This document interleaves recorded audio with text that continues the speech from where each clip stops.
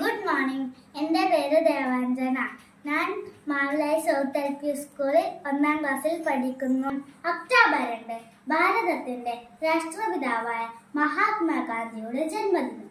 ഈ സുദിനം നാം എല്ലാ വർഷവും ഗാന്ധി ജയന്തിയായി ആഘോഷിക്കുന്നു.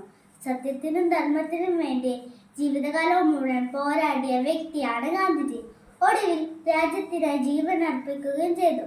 വിദേശികളുടെ ആധിപത്യത്തിൽ നിന്ന് നമുക്ക് സ്വാതന്ത്ര്യം നേടിത്തരാൻ വേണ്ടി സുദീർഘമായ സമരം നയിച്ച ധീരനായ ദേശാഭിമാനിയാണ് ഗാന്ധിജി. എന്റെ സത്യാന്വേഷണ പരീക്ഷണങ്ങൾ എന്ന പുസ്തകത്തിൽ ഗാന്ധിജിയുടെ ജീവിതത്തിലെ പല അനർഘ സംഭവങ്ങളെയും പറ്റി വിവരിക്കുന്നുണ്ട്. വ്യക്തിയും കുടുംബവും സമൂഹവും നന്നാണ്, എന്നാലേ രാജ്യം ഭദ്രമാവുകയുള്ളൂ എന്ന് അദ്ദേഹം പഠിപ്പിച്ചു. ലളിതമായ ജീവിതവും ഉന്നതമായ ചിന്തയും അദ്ദേഹം പുലർത്തി പോന്നു.